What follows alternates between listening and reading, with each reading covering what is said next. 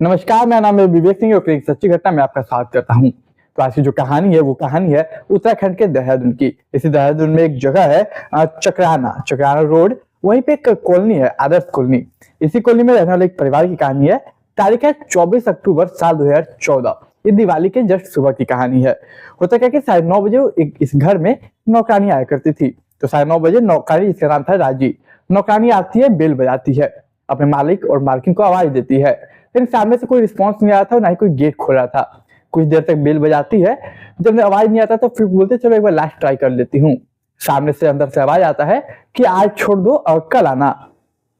अब ये आवाज सुन के बोलते चलो ठीक है कल आऊंगी। लेकिन उसके मन में एक बात खटकती है कि आज से पहले कभी ऐसा नहीं हुआ। ताकि बात क्या है, जस्ट उसी के बगल में एक और घर था जो कि इसी किसी फैमिली के रिलेटेड था। मतलब कि जिस घर में काम करते थे उसी के मतलब फैमिली मेंबर का था, जिनका नाम था वो अंदर से उनको बेल बजाती है। अंदर से एक शख्स निकलते हैं दूसरे घर से, जिनका नाम था अजीत सिंह। अब अजीत सिंह निकलते तो बोलते देखिए ना, आपके भैया जो है वो गेट नहीं खोल रहे हैं। अंदर से आवाज आया कि मतलब कल आना, लेकिन आज से पहले ऐसा नहीं हुआ। अजीत सिंह जो है अपनी बहू को, जिसका नाम था प्रीतु प्रीतु को बोलते कि जाके एक बार देख लो। अब प्रीतु जो है वो जाती है, लगातार बेल बजाती है। अब अंदर से जो फैमिली थे वो इसकी भी आवाज नहीं, इसकी आवाज सुनते लेकिन अंदर से कोई आवाज नहीं निकालते और ना ही कोई गेट खोलते। अब काफी देर से जब उसकी बहू जो थी काफी देर से मतलब कर रही थी, लेकिन फिर भी आवाज नहीं आ रहा था। कुछ पुश किया जाता है थोड़ा सा तो गेट खुल जाता है। अब जो प्रीतु थी वो अंदर जाती है और जो दृश्य देखती है मानो उसके मुंह से चीख निकल जाती। अब अपनी बहू की चीख सुन के फौरन जो अजीत सिंह थे वो जाते हैं अंदर। वो भी अंदर जाके जो देखते उसके बाद उनकी चीखें निकल जाती। वो चीख निकलने के बाद तमाम जो मोहल्ले में लोग थे, तमाम जो आसपास लोग थे, वो सभी जुट जाते हैं। फिर फौरन पुलिस आती है। तकरीबन अच्छा खासा भीड़ लग जाता है उस मोहल्ले में, उस जगह पे। और तकरीबन सैकड़ों पुलिस फोर्स वहां पे मौजूद हो जाती है। अब पुलिस जब अंदर जाती है तो वो देखती है सबसे पहले उस घर में जो मेन मुखिया थे, जिनका नाम था जय सिंह, जिनकी उम्र 60 साल, उनका कत्ल कर दिया गया बुरी तरीके से। पुलिस देखती है उसी के बगल में उनकी पत्नी, जिनका नाम है कुंवत कौर, उनकी उम्र 55 साल। अब ये दो लाश देख के पुलिस हैरान हो जाती है। फिर पुलिस आगे जाती है दूसरे कमरे में, तो वहां पे देखती है कि एक हरजीत नाम की है, उन्हीं की बेटी है ये हरजीत कौर, जिसकी उम्र 30 साल, वो भी मर गई।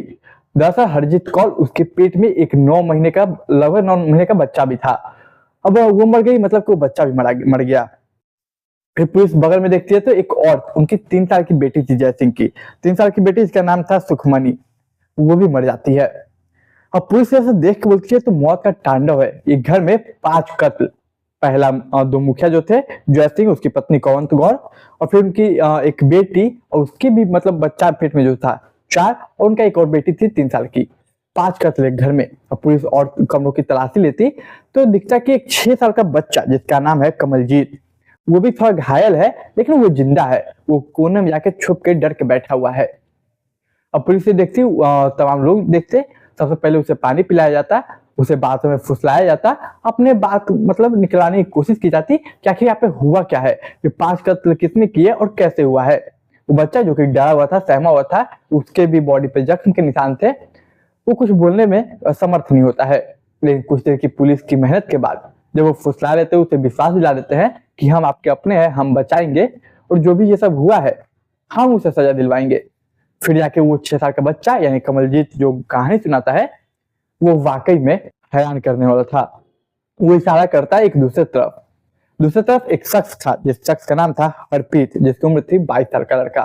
वो भी घर में जिनता था काम उसी हरप्रीत ने किया है, 22 साल का। सवाल ये कि आखिर एक 22 साल का लड़का ऐसा क्यों करेगा। तो पूरी कहानी क्या है, चलिए मैं आपको अच्छे से समझाता हूँ। तो दरअसल देखिए, जो जय सिंह है, जिसकी उम्र 60 साल थी, जो मर गया, जय सिंह की पहली बीवी, जिसका नाम था अनीता, उसका 2 बेटे थे।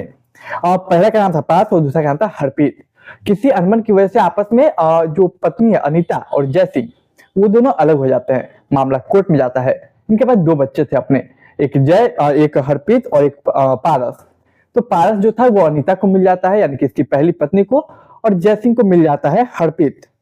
अब जब हरप्रीत इसे मिल जाता तो ये हरप्रीत के साथ रहता और अपनी एक फैमिली बनाता। इस फैमिली में उसके मतलब सौतेली माँ होती, सौतेली बहन होती और तमाम रिश्तेदार होते हैं। होता क्या है कि जब से ये हरप्रीत था, वो जब से अपनी माँ से अलग होता है उसके मन में गुस्सा था। वो करता क्या है कि दिवाली थी 23 और 24 अक्टूबर की बात है, 2014 में दिवाली थी, मतलब कि रात के 12 बजे तक तकरीबन वो उठता है और जस्ट दिवाली के दिन पहले वो एक जगह वहीं पे जाता है, अंसारी रोड में जाकर एक शख्स से वो चाकू खरीदता है और उसके अंदर बहुत धार करवाता है। कहता है कि जितना धार हो सके उतना कर दो। हालांकि जो धार करता है वो पूछता भी किस लिए, खैर ये बताने से इनकार कर देता है।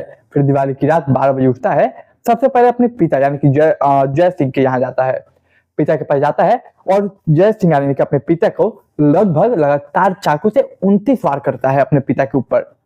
इतनी नफरत, इतना गुस्सा, मानो कि उसके ऊपर क्या भूत सवार हो गया हो। फिर उसके बगल में इतना ही में उसकी माँ आ जाती है, सौतेली माँ, जिनका नाम था कंवंत गौर। वही सौतेली माँ आती है, अपनी सौतेली माँ को देखा था, उस पर ही वो गुस्सा उतारता। उसकी उम्र उस अपनी माँ सौतेली माँ पे 27 बार चाकू सवार करता।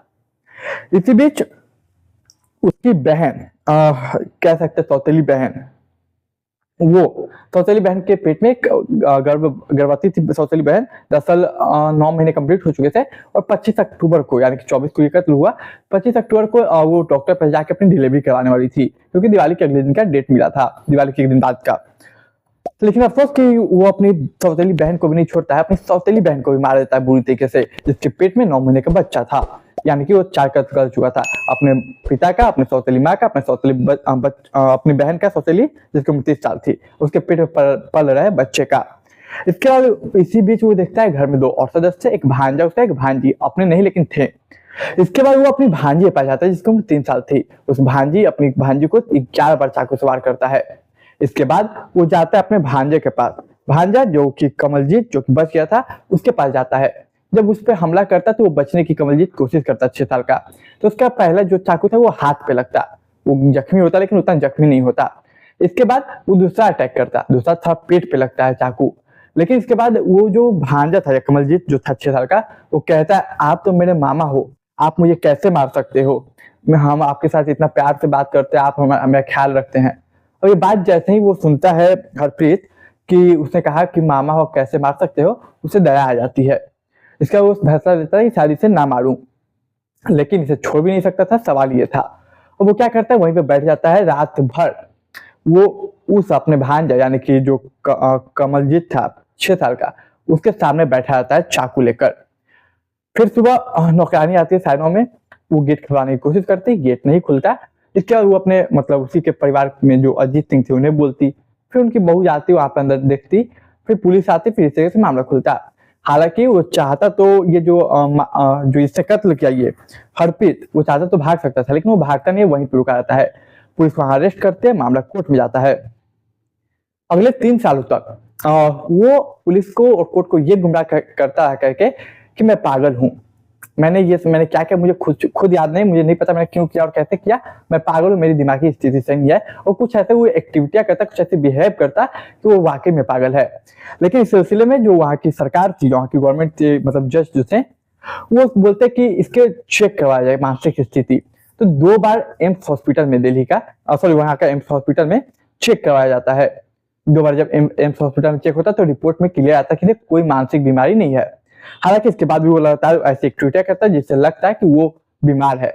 खैर इसके बाद ऋषिकेश में 2 बार वहां भी चेक करवाया जाता, फिर फाइनली 2-3 साल के बाद मान लिया जाता है कि इसे कोई बीमारी नहीं है, कोई ये मानसिक तौर पे बीमार नहीं है, इसे सजा मिलनी चाहिए। ये कोर्ट केस अपना चलता रहता। हालांकि इसके तरफ से लड़ने के लिए कोई वकील नहीं था, क्योंकि कोई भी वकील जब सुन रहा था तो उसने अपने ही फैमिली के 5 मेंबर को मार दिया, जिसमें से एक बच्चा जिसका जो इस धरती पे अभी कदम भी नहीं रखा था उसे भी मार दिया। तो सारे वकील को केस लड़ने से मना कर रहे थे। सरकार का जो नियम है उसके हिसाब से एक गवर्नमेंट वकील मिलता है जो कि केस लड़ रहा था। जब ये सब मामला चल रहा था कोर्ट में, सालों साल जब ये केस लड़े जा रहे थे, इसी बीच मीडिया से एक रिपोर्ट सामने आती है कि असली में कत्ल की वजह जो था वो सिर्फ और सिर्फ गुस्सा नहीं था।